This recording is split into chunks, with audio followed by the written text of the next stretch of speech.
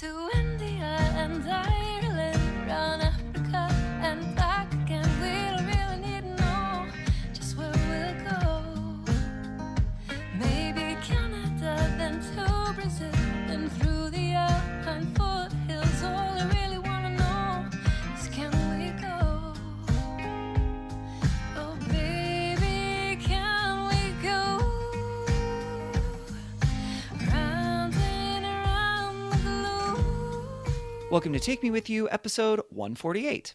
I'm Ryan. And I'm Cheryl. We are two well-traveled people who want to go everywhere. But that's not going to happen.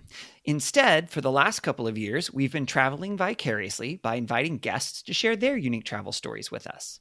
It's been awesome, and our podcast has been all over the globe. Now we're taking some time to revisit the Wish You Were Here segment of our show, where we each share travel attractions that we recommend. This week's Wish You Were Here's are from Boston. Boston! Yeah, they're mainly mine Yes, because I had a good trip to Boston. you did. I think I've technically been to Boston. Do you mean the airport? Is that what you mean by No. Way back when I was still in elementary school, like upper elementary school, my aunt and uncle were living and working in Virginia. that? Okay. And we went out and did sort of the Washington, D.C. trip. But I feel like we went to Boston because of the Boston Tea Party in like the Bay, maybe? Okay. And how old were you? Not very. Okay. Which would I make don't sense know, why you're like, I don't know, maybe history is there that we went and saw. I mean, I know, like, I remember seeing the Washington Monument. I remember going into Smithsonian museums, right? But that's all the Washington, D.C. stuff. Yeah. And then I know that we did a few other day trips. Like, I know we went to Williamsburg in Virginia, Mhm. and I think we went to Maryland. I mean, that is a place. I know, but I don't remember what's in Maryland. I don't Is Plymouth Rock in Maryland? Oh boy. I don't mean, know. It doesn't really matter because that's not what this is about. This episode is about Boston. This I episode may is or may about not have been Boston. there, but regardless, I don't have any memory of it. So this will still be useful for me. Oh boy, I'm excited about it. It's I hope our listeners enjoy it and maybe jot down a couple things that sound interesting to them. So what about So you? fun. What's your wish you were here? Well, I'm not on a first name basis with any of the people involved in this one like you are. I'm not that special, but so mine is in Boston, which I got to go to in November last year. And Boston was so cool. My friend who lives there, who I was visiting, is the friend that used to live in Malaga, and she loves Europe a lot, and she loves Boston because it makes her feel like she's in Europe. So, cool. Yeah, so it's like the most, I think on like any like walking scores or anything, it's the most walkable city in our country. So I like that a lot. I love a walkable city, but so with walking in Boston, there is this thing called the Freedom Trail. That's like just 2.5 miles long.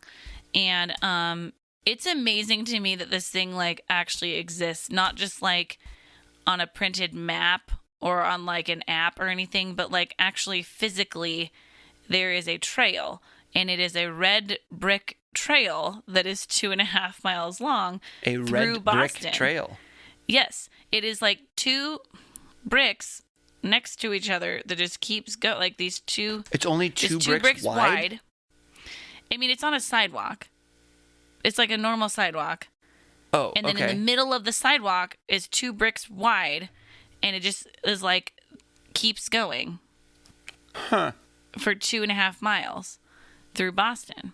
Does that make sense? A little bit. I'm trying to figure out how to explain it. It's just a sidewalk. It's just, you just kind of wind through the city. But the path is like marked by these red bricks. Yes. Gotcha. Yes.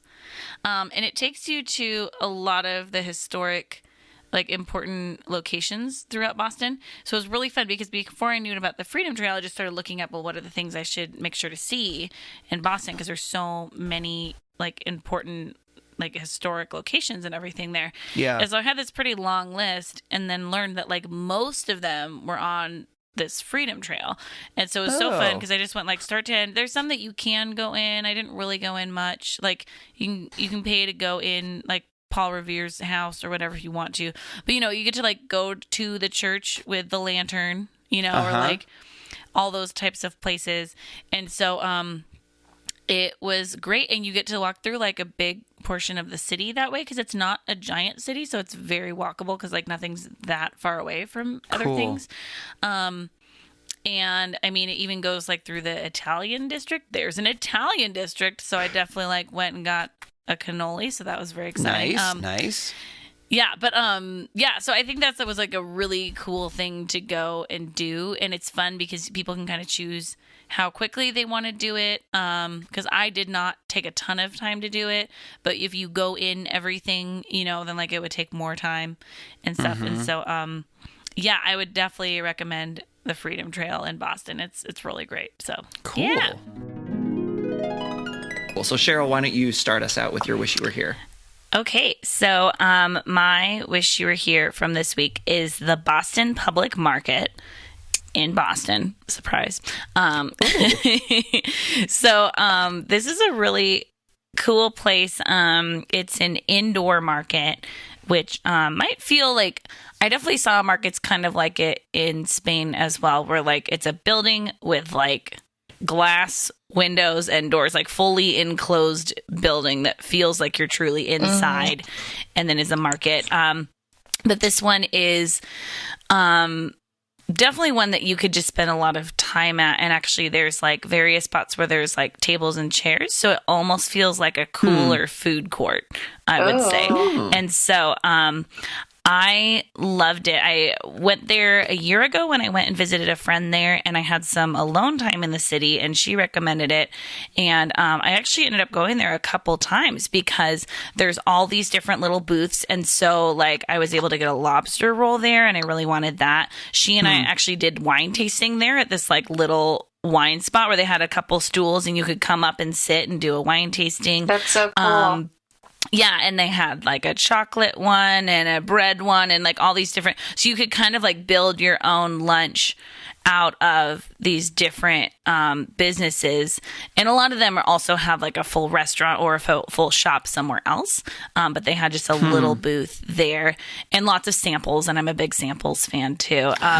But because I was there in the fall where it was kind of chilly. And so I was able to get a little spot, like this little like bar seating that looked out onto the street. So I was like looking out the window in this little corner and like got all my food together and had my lunch and read a book. And so it was just like a really nice spot to sit and be indoors and but get to experience like a local market. So it's just called the Boston Public Market. And I would totally recommend it. It's really nice too. And so it's they have public restrooms inside and a drinking fountain and lots of stuff like that too. So it was like a really nice place to like kind of maybe like if you're out and about walking in the city, like go and sit and gather yourself. And there were enough like out of the way seating areas that I didn't really feel like I was in people's way, which can kind of be a problem if you're like out and about a lot and you're like, I just need to go and sit and like be. And so, I would definitely recommend that. Nice. Cheryl, what about you? What's your wish you were here? All right. So we're going to go over to the East Coast. And mine is called the Mapparium. The Mapparium? Oh, I remember you telling me about this. I'm very excited to hear about it. Yeah. So, it sounds fake, but it is not. And I even it's in Boston. And, as I was like looking at this place, I was like, but is it real? Like, or like maybe it's just, it's only a model, so, but it is real. So it is inside of the Mary Baker Eddy Library. And, the Mapparium is a room you pay like, I don't know, like $6 admission for it or something like that to go in. You are also not allowed to take pictures in there, which was a bummer for me, but there are pictures on the internet. And, you stand on the inside. I know. You guys both Google at the same time. It's really cool. A globe. Yeah. Yeah, so you stand on a bridge on the inside of a 3-story stained glass globe. Huh. And they've reversed it so that it ends up looking normal to you. Because if you were actually on the inside of the globe, then like all the countries would look backwards. Right. So and so it's technically incorrect. Well, it's like they like took a globe and turned it inside out, and now you're on the inside. Yeah, so it was made in the 30s, although there are panels, and I think they are able to update the panels individually. But it's stained glass, and then it's lit from behind, and they can also change like the colors of everything. So they did one setting where it was just all green. Wow. And like, yeah, they did all these different ones, and then they play a very cheesy song about the world, and I don't know, if it feels like a song that you'd hear in like 5th grade, and they like different countries like light up at different times, which is very cheesy, and then also just so impressive. And then the acoustics in there are like really cool, so like you can stand like one person on one side of the bridge and one on the other and like whisper and hear the other person, and then if you're in the middle, you like just hear your voice like it's a microphone, and like so yeah, they only let in like a handful of people at once, and they give you like, I want to say 15 minutes or more where you just get to be in there looking at it. And it's just incredible. It's very cool. The funny thing is this library that it's in, it's a Christian Science library. And then they like really try to start selling you on their religion too, which is kind of its own. They're like, you just want to come here and read, and like, then they tell you all about this woman, Mary Baker Eddy, and all the great things she. And you're like, okay, can I see the stained glass, please? So, I think they also try to use that as like a way to get people in their Christian Science reading room or whatever. But it is so cool. So yeah check out the Mapparium. So, Cheryl, what's your wish you were here this week? So mine is in Boston, and it is called the Warren Tavern. Okay. It's actually in Charlestown, which is like right next to Boston. Like, it's still kind of called Boston, but it's across the river, so it's Charlestown. Okay. It is one of the most historic taverns in America, and the oldest tavern in Massachusetts. Okay. And one time, George Washington ate there. Oh, wow. That is old then. Yeah. So it's from 1780. So for the States, that's really old. Yeah. And I think we've kind of talked about before, like you were talking about seeing, I believe you were talking about seeing like Einstein's home and being a little unimpressed or something like that. And there's kind of the idea that we've talked about, like, does it matter if a famous person once was in the same space or whatever? And I kind of go back and forth, because I think to me what's more impressive is just how old something is that individual could have been there. You know what I mean? Than like that actual individual. But there is something kind of fun about getting a beer and being like, George Washington has been in this space. And maybe because it's in the States too, and like we're not used to that in the States, of like something being historic enough for anything, you know. And so it's just a good restaurant, to be honest. I got fish and chips there, and they were great, and I was with some friends, and they got yummy things too. And it's just a cute little tavern, but it is pretty fun to be like, I was in the space that where George Washington was in, and Paul Revere apparently as well. So, yeah, Paul. Oh, actually, on their website it says that Paul Revere considered it one of his favorite watering holes. And okay. So there you go. So check it out when you're in Boston. Next time I'm there. All right, Cheryl. Okay. What would you like to do for your wish you were here?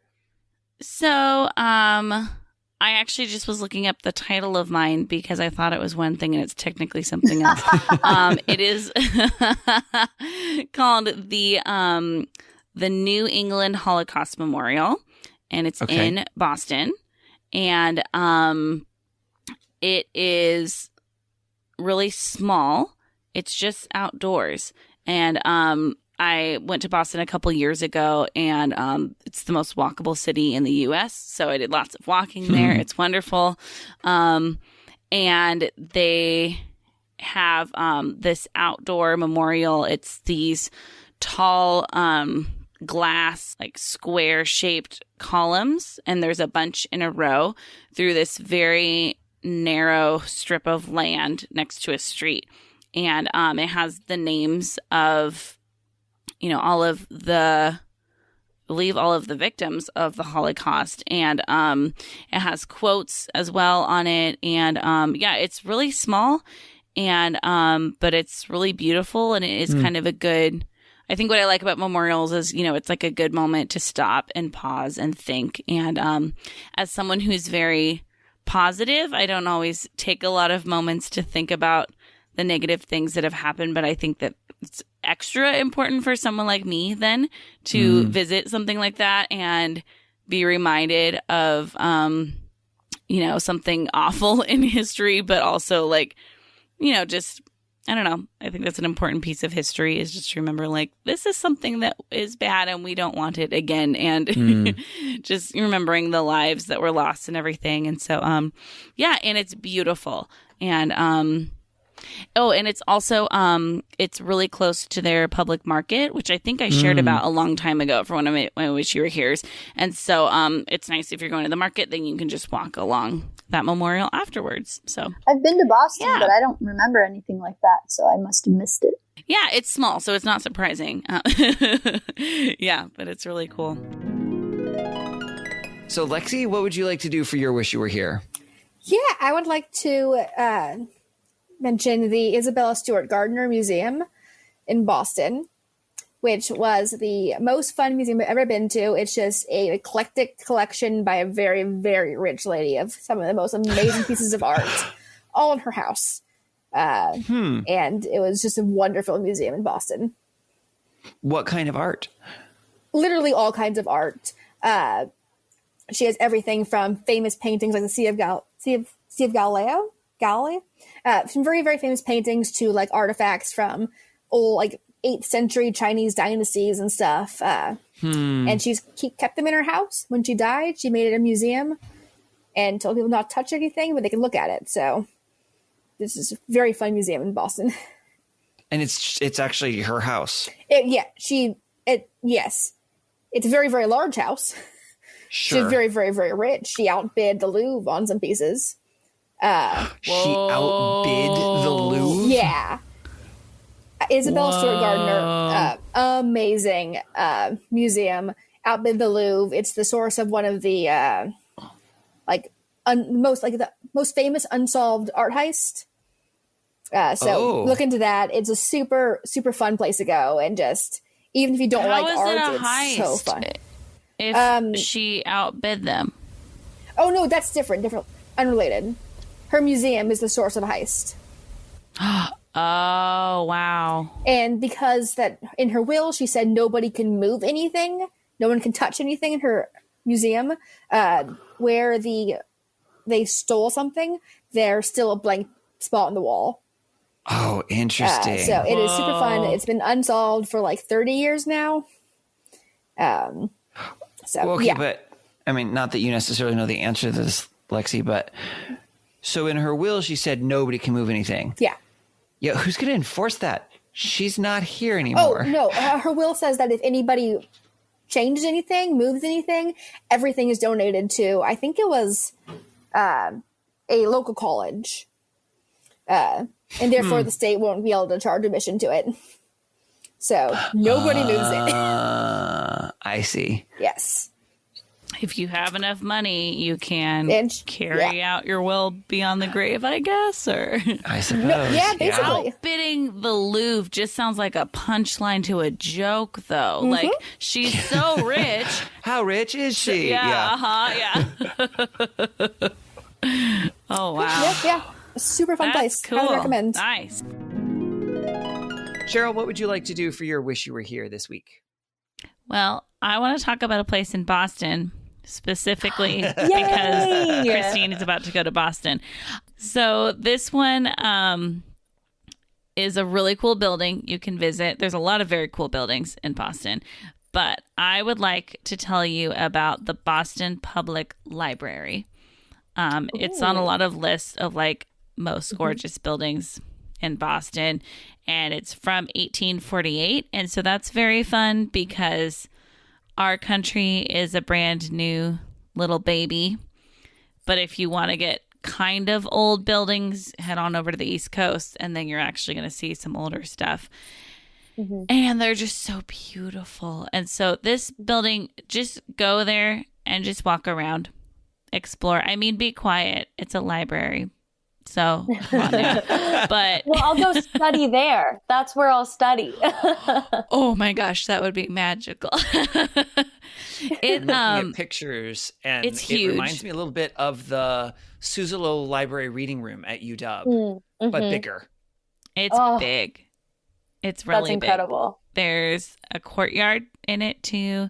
The outside is really pretty, but then the inside, oh my gosh, just like intricate ceilings and such beautiful materials and style, and just libraries are really pretty anyway, but then you go old library and oh my goodness. And then also, here's a bonus wish you were here, because Ryan keeps getting mad at me because my wish you were here list is longer than his. Not just a little bit longer. It's like 3 times or 4 times longer. She's cheating. So then you're going to walk across the street and go to Sweet Green for lunch. And right now they only offer takeout and delivery because of the fun COVID times. But it is just a little tiny restaurant, and it's not fancy. It's like uber healthy. Like, you're gonna have so much fun ordering the healthy foods. And so I think I got some sort of a cool bowl when I was there. But my friend I was staying with, well, friend of the show, Michaela, I was staying with her and her husband, and they were like, go to the public library, walk around, then go to Sweet Green for lunch, and you'll have a great day. And it is a good day. So check out I just put it in my phone. So good. Yay. I've got it now. I've been looking up the restaurants I have looked up, and the suggestions I've gotten from people have all been like not so healthy foods. So it'll be nice to at least have like one salad while I'm there. Yeah. I mean, okay, you spent time studying in Italy. You're going to have to go to the Italian district, and you're going to have to get a cannoli. You know, Yes. So like, yes, there are not non-healthy things. You're going to have a lobster roll. So there's other yes. things, but go to Sweet Green, and then you can feel good about the very large dinner that you have that night. Exactly. Remember, we're working out so we can eat more later. There you go. Cheryl, what would you like to do for your Wish You Were Here this week? I would like to share about the Boston Common. Have you heard of the Boston Common? I've heard of the Boston Tea Party. Is it the same thing? No, it's not that. It's a Then park. I don't think I've heard of it. It's a park that's in Boston, and kind of in Boston proper, which Boston's So why don't they not call a it Boston huge... Park? I don't know. Isn't common like an old school word? I think, yeah, okay, maybe. I think you might be right. Because it says it dates from 1634. It's the oldest city park in the U.S. Oh, wow. So That's maybe impressive. It's just an old timey word for an area Park. that we don't use as much right now. Okay. I'll buy that. It's really pretty. I mean, I got to go to Boston in the fall, and so of course I had to go to a park and see all the gorgeous trees and everything. But yeah, they have like a garden area with this really pretty pond, and there's a little like suspension bridge that goes over it, and swan boats that you can rent apparently, which I did not do. Swan boats? Like boats that like- are shaped like swans? Yeah. Oh my gosh. So it looks really fun. I did not do that, but I think you should do that if you go there. One of my favorite things at this park, actually, I love a statue. They had the Make Way for Ducklings statues. Should I know that? It's a book. It's a sweet little book about making way for ducklings across the street. Okay. And I think it's in Boston. And so there's like this row of ducklings and the mama. And It's located on Google Maps, so I was very excited. I took a selfie with the ducks when I was there. But it's a fairly sizable park, and it's a really such a good city park, and really well laid out, so gorgeous. So when you're in Boston, go to Boston Common. Noted. Well, that was fun. Yeah, it was. We would love it if you would follow us on social media. We are at Timwy Podcast. That's at TMWY for Take Me With You Podcast. We are on Facebook and Instagram and Twitter. You can also email us at timwypodcast@gmail.com. Tell us, what are your wish you were here's for this location? We would love to hear that. You can also call us and leave us a voicemail at 406-763-8699. Or if it's easier to remember, 406-POD-TIMWY. We would love it if you would rate and review our podcast to tell other people what you think about it, subscribe to make sure you don't miss an episode, and share about this episode on your social media. As always, thank you to Beth Reed Miller for the awesome artwork. You can check out more of Beth's artwork at Beth Is Something. And thank you to Erica Corbin for the use of her song Round the Globe. You can listen to Erica's music wherever music is sold or streamed. That's all we have for this episode. So until next time, remember to take me with you. Take me with you. Can we get a sailboat chasing down the sunset as we float round and round the globe? Salty air and balmy nights, guided only by the lights above, and a little love. Oh, the world is out there waiting to explore, and all our troubles here wanting to be